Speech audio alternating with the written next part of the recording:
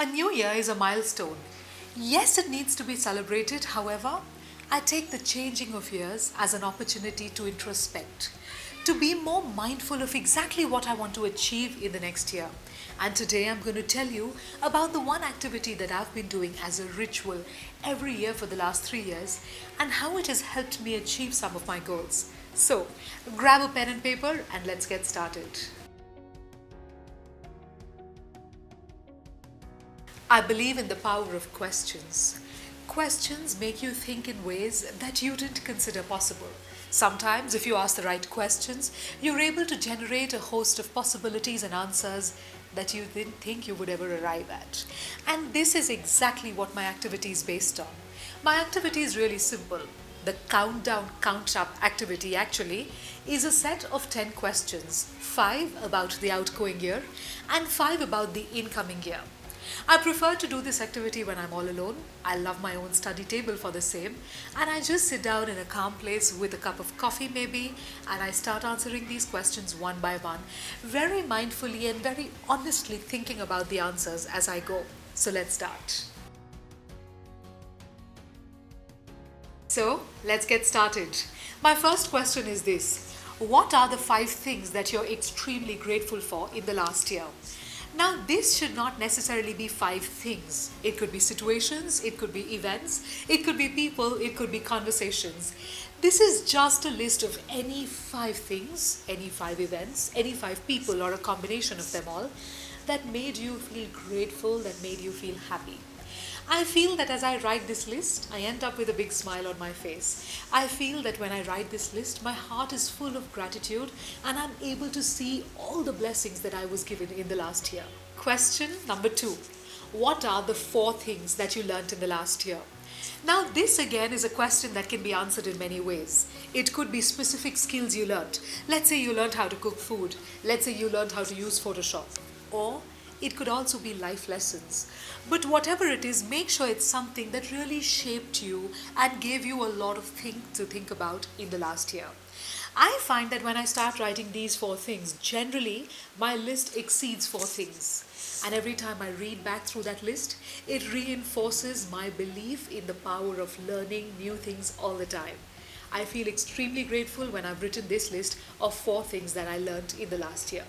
Question number 3: who are the 3 people who impacted your life in the last year? The impact could be both positive or negative.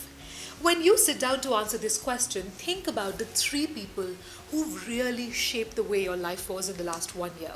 It could be people who shaped you in negative ways or in positive ways.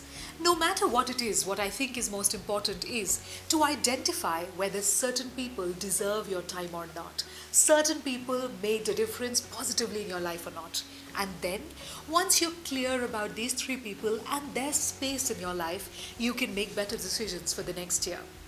I think personally for me this is a very important exercise because sometimes I find that there are people who are just there in my life and impacting me and disturbing me in negative ways. And then I consciously decide to make them a smaller part or a lesser important part of my life in the upcoming year. To me, truly, being able to make this difference and to be able to choose who really deserves my time and my thoughts and my love in the next year is a very empowering feeling. Question number 4: which are the 2 opportunities or incidents that changed your life in the last year? Now, this is a question that really could have many, many answers as possibilities. What I want you to do is to think about this for a long time. Don't just put down the first thing that comes to your mind because sometimes it may not be the most correct thing. Think about the details.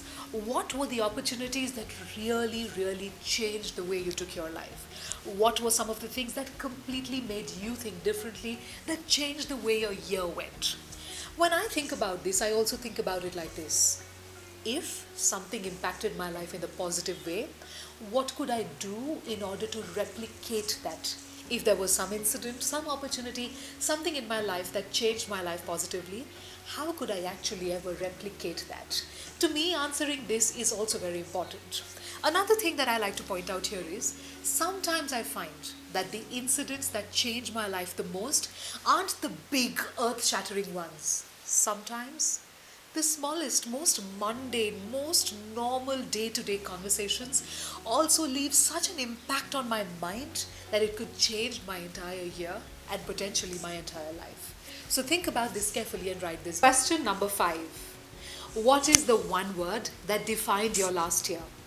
Now, I do understand that people would find it very limiting to think of just one word that they could actually encapsulate as the word of the year. But I find it empowering because it really helps me weed through and filter through all the thoughts and all the feelings I went through in the last year and think of the only one word that defined the last year. For me, sometimes I just like to think of it like this. What is the one thing that was on my mind for most of the year? And that really could be the word of the year. This is a very empowering thought for me in a way because it just makes me realize what I must have felt or what I must have gone through for most of the year. So, there you have it. If you've done so much of this activity very honestly, you must have in front of you a roundup of the entire year. Look through your answers once. Read them again, try to make sense of them. Try to relive some of the happy moments. Try to make sense and think about some of the moments that were not so happy. But do remember that each one of these moments, no matter what they were, shaped you and made you into whoever you are, the perfect person that you are today. And now let's take a look at the questions once again as a recap.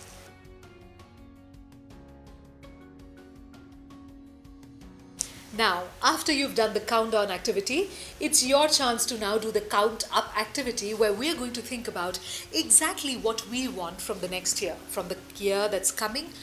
What are some of the things that you want? What are the goals you want to set? This again is a set of 5 questions. These 5 questions are going to take you forward, make you hope, make you think, make you imagine, and make you set goals for the next year. These questions are also hopefully going to help you identify a theme and an idea and hopes and aspirations for yourself for the upcoming year. So let's get started. Question number 1. What is the one word that is your theme for the upcoming year? Just like the last question from the previous set, this again is one word. I do understand it can be difficult to put in all the things that you want in the next year into one word, but it could really be a broad word. For me, the theme could be learn. The theme could be grow. The theme could be travel. But no matter what it is, it has to be one theme. For me, knowing that I have one theme for the year helps in a way to keep me on track. If there are some activities that I'm not very sure about, if there is something that I'm doubting, I ask myself, does it really fit in with the theme of the year? Will it help to take the theme of the year forward? If not, I may not actually do the activity, and this really helps to keep me on track with what I want for the next year. Question number 2. What are your 2 most important desires for the upcoming year? Now, this is a list of desires. Please remember, this is not goals. These are not things you want to achieve. These are just 2 fun activities or 2 things that you want that are going to give you pleasure and nothing else at all. These really, in a way, give me something to dream about, to smile about, and to think about. And to know exactly where and how I want to spend my savings and my leisure time gives me a sense of something to look forward to. Whenever I sit down to write these, I basically sit down to write of 2 things that I would like to check off my bucket list for the upcoming year. Have fun with this. Think about the vacation you want. Think about the new dress you might want to buy and wear on your birthday.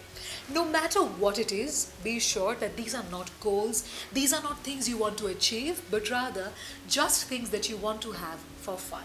Question number 3. This one is perhaps the most important question. Yes, you guessed it right. What are the 3 goals of the year?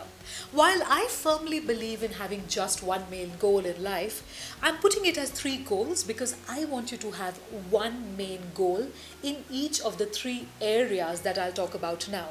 And the 3 areas are health, relationships, and wealth. Yes, put down your biggest health goal. Put down your biggest relationship goal. Put down your biggest wealth or career goal.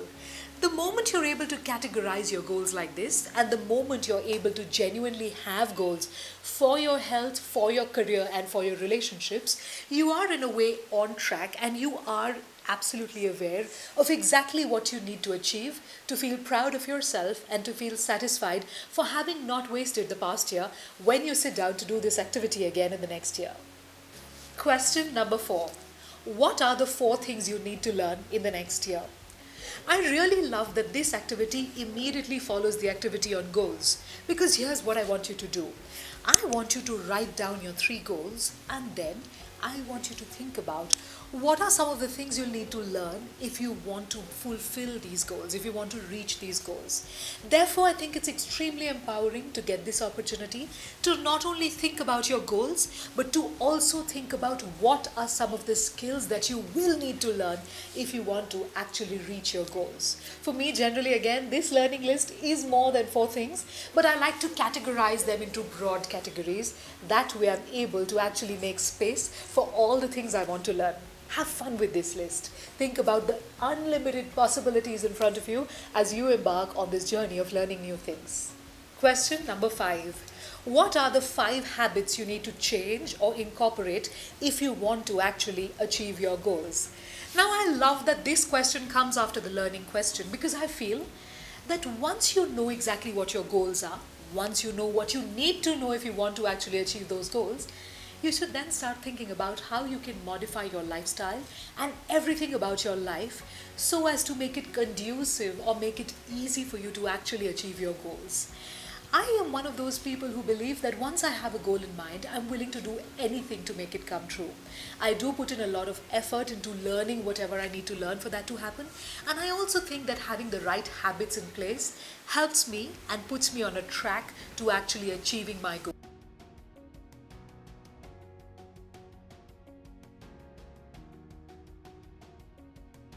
So, there you have it. If you have done this entire activity very honestly, you have in front of you 5 more answers, this time about the year that's coming in. Make the most of these answers, think about them carefully, use them in a way to guide you. Let this be your moral compass, the guiding light, which is going to help you in moments of doubt, in moments of confusion, and at times when you're not sure about what you want to achieve. Think of these questions as your best friend. Think of these questions as a letter for you, by you, which is going to help you understand exactly what you need to do so that you can be where you need to be in the next year. So, keep your lists close. Keep your lists in a way that you can look at them often. Check things off these 2 lists when you have the chance to. And make sure you're sincere and you follow through on each one of your plans and goals and learnings and habits, so that next year when you sit down to do a roundup of how you did this year, you are going to be extremely satisfied with yourself. All the best.